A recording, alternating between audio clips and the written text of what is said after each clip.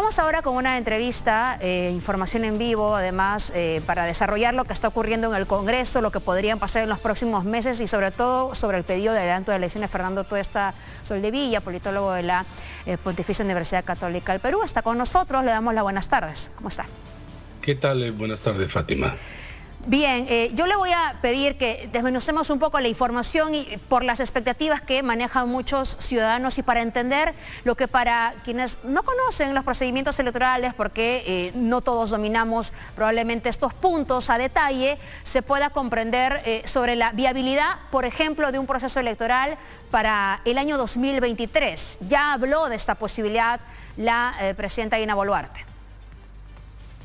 Bueno, los organismos electorales, los tres, no solamente uno, tratan de llegar a acuerdos porque cada uno tiene funciones específicas que está relacionado con las normas que precisan plazos del conjunto de cronograma. Dentro de estos plazos propiamente de ley, hay plazos ya de cada uno de estos organismos electorales que tienen que ver con sus funciones. Por ejemplo, tiene que haber un plazo para la impresión pues de actas electorales, por decir simplemente uno, ¿no? Y así sucesivamente en cada uno de estos lados. Entonces esto se constituye en un cronograma. El cronograma que hasta ahora por lo menos se ha señalado es que entre convocatoria de las elecciones hasta la primera vuelta no deben ser sino alrededor de 270 días. Entiendo que los organismos electorales están tratando de ajustar incluso esto un poco más. Pero lo que no se puede hacer, y eso hay que advertir, es que se puedan hacer elecciones en 4 meses. ¿Por qué además? No solamente un tema, no es un tema solamente de normas, sino que hay que entender que los organismos electorales en el diseño peruano, no es así en otros países, se reducen cuando no hay elecciones a una oficina en Lima. Y algunas pocas personas en provincias, en algunas nada más. Entonces, cuando se convoca el proceso electoral, se tiene que armar un aparato nacional. Esto cada vez que hay elecciones. Solamente por decir un caso. ¿Ya? Se tienen que armar, por ejemplo, oficina descentralizada de procesos electorales, llamadas ODPs. Pero primero, la norma obliga que el jefe de esas oficinas es por concurso público. Allí nada más hay un periodo grande. Un procedimiento todavía de elección. Un procedimiento que es realmente oneroso en tiempo. Ya. Pero a su vez se tiene que contratar el personal y funcionarios de cada una de ellos. Los locales, habilitarlos. Luego se tiene que contratar a coordinadores de local, de mesa, capacitarlos. Esa es una parte administrativa onerosa, ¿no? Entonces, el tema es que, repito, nuestro diseño no es un diseño de, como existe en otros países, que se puede hacer una elección entonces en un corto tiempo. Hay un momento en donde ya no puedes acortar, ¿no? Además, contra lo que se dice, por ejemplo, las elecciones, tuvimos unas elecciones en 4 meses. Las elecciones para el Congreso que completó el periodo, ¿recuerdan ustedes? 2021. Sí. Se hicieron en 4 meses. Pero ¿cuál es la diferencia? Porque a partir de ahora, en estas próximas elecciones hay, en primer lugar, elecciones primarias, que es una elección a nivel nacional. Las elecciones internas en los partidos. No, no, es que hay una diferencia. Aparte las también. Primarias, no, las primarias es una selección de candidatos donde participan todos los ciudadanos.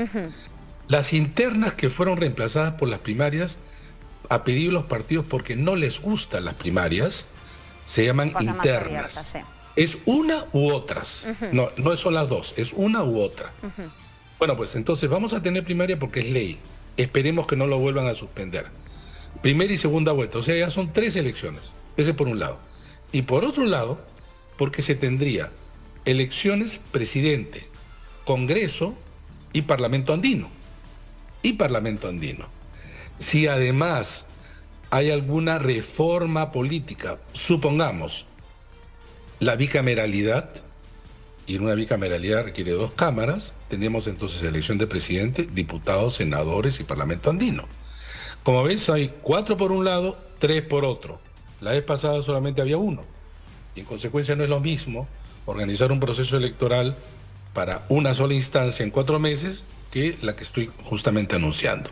Entonces, eso por un lado. Por otro lado, todo esto, que imaginémonos que es un conjunto, digamos, de funciones y plazos, un cronograma que tiene una cantidad de días, semanas, meses, va a comenzar a operar en el momento en que se convoca elecciones. Esto quiere decir que el cronograma se va a mover más adelante o más atrás en el momento que se convoquen elecciones. No es lo mismo, por lo tanto, convocar en enero que convocar en marzo, obviamente, que convocar en abril. Se ha anunciado la prórroga de esta legislatura hasta febrero. Quiere decir que el Congreso se está dando tiempo para no solamente discutir el adelanto de elecciones, sino para incorporar las necesarias reformas. Correcto. Si es así, sí. Permítame hacerle algunas preguntas, por favor. ¿Cómo no? Por eso, solo para comprender la parte inicial, porque además del proceso propiamente del aparato electoral, también está la situación de quiénes van a ser los candidatos. Y se ha hablado mucho de la posibilidad de reformas, se ha hablado mucho del retroceso que hubo en el proceso anterior por las circunstancias que todos conocemos, pandemia, haya sido o no prudente o no tomar esa decisión. Pero entonces, para ser muy exactos, si incluso con el pretexto de acortar los plazos podríamos nuevamente regresar al tema de elecciones internas y ya no habrían las primarias, que de alguna forma abren mucho más la posibilidad de la participación política del resto de ciudadanos que no necesariamente están inscritos en un partido. No, acá hay un tema que lamentablemente se pasa por alto. Se suspendieron las primarias en 2 oportunidades bajo el pretexto del COVID. Sí. Y digo pretexto porque si no, se hubieran suspendido también las elecciones. Eso es uno. 2, ¿qué se hicieron? Internas. Lo que el público mayoritariamente no sabe es que estas internas fueron organizadas efectivamente por los organismos electorales para cada partido político. ¿Saben qué porcentaje participó de los militantes de los partidos? Depende, claro, de un partido a otro, entre 8 y 9%. Nada más. Nada más.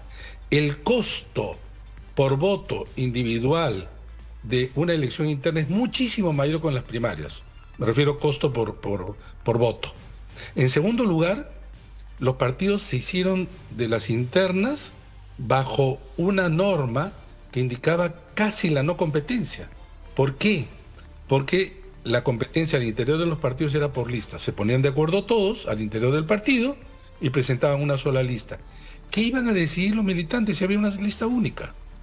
En cambio, en las primarias no solamente participan todos los ciudadanos, sino que además en el diseño nuestro, peruano, al interior uno puede escoger a través del voto preferencial y ya no en las elecciones parlamentarias ordinarias. Allí, de tal manera que la competencia efectivamente es interna, pero además no hay la posibilidad que los sectores, grupos dentro del partido se pongan de acuerdo y no se pueda votar por nadie. Ahí sí hay competencia. Le comento que se nos ha alcanzado una propuesta de los 6 secretarios generales de los organismos del sistema electoral y también expertos en materia, Jurado Nacional de Elecciones. y también expertos en materia electoral para trasladárselas al Congreso. Y hay un cronograma que me parece interesante consultarle para tener su opinión. Hablan en principio en el punto número 1 sobre... me voy a remitir al tema del cronograma electoral. Señalan aquí que las elecciones pueden llevarse a cabo entre enero a julio del 2023. Enero a julio del 2023, cuando estamos a 2 semanas de que termine este año, para entregar el mando en julio del 2023. Es un plazo ajustado, técnicamente posible su realización, precisan. Y también dicen que podrían llevarse a cabo en todo caso, dice aquí, entre abril o diciembre del 2023 para entregar el mando en enero del 2024. Es una opción más recomendable y permitiría una elección más controlada. Evidentemente el cronograma tendría que ser contemplado por el Jurado Nacional de Elecciones. ¿Qué opinas sobre estas dos? No solo por el Jurado Nacional de Elecciones, sí, son exsecretarios generales del Jurado Nacional de Elecciones, no de todos los organismos electorales. Creo que acá hay más allá de la buena voluntad, ellos en el comunicado señalan ejemplos de cómo se hacían en 4 meses. En ese momento donde ellos señalan los ejemplos, no existían una serie de funciones, plazos que hoy contempla la ley. Eso ya no se puede. En un primer semestre del próximo año es imposible, porque además, repito, se tiene que reformar la Constitución. Mientras no se reforme la Constitución, no se puede convocar. Si ya el Congreso Amplio legislativo ha prorrogado hasta febrero, y digamos, en el mejor de los casos, en marzo se ponen de nuevo de acuerdo y se vota, digamos, a favor de la modificación con más de 87 votos en marzo, es imposible ya en el primer semestre. No de los 70 días no mínimos, hay 270 mínimos. Claro, pero digamos incluso que se recorte un poco. Ya. Porque la presidenta Dina Boluarte dijo, en diciembre pueden haber elecciones. Lo que no dijo si es primera o segunda vuelta. No es lo mismo. Porque si es que es primera vuelta, imagínense ustedes que en diciembre hayamos tenido la primera vuelta y la segunda vuelta va a ser en enero o febrero. Es decir, en este periodo, hacer la campaña más polarizada que es una segunda vuelta en diciembre es inadecuado. Eso sería absolutamente, digamos, impertinente en términos de lo que significa este. ¿Para cuándo le parece más idóneo se pueda dar este proceso electoral que muchos ciudadanos Fátima, esperan? Lo que pasa es que acá hay 2 deseos que entran en contradicción. Por un lado, creo que todos quisiéramos que las elecciones fueran lo más cerca al día de hoy, lo más cercano. No, para además, de esa manera, resuelves constitucionalmente y de manera ordenada el conflicto. Pero por otro lado, hay otros 2 deseos y demandas, repito, que entran en contradicción. La primera es que se abra la oferta electoral y la segunda reforma. Mientras más lo acerca, eso es menos posible. ¿Por qué?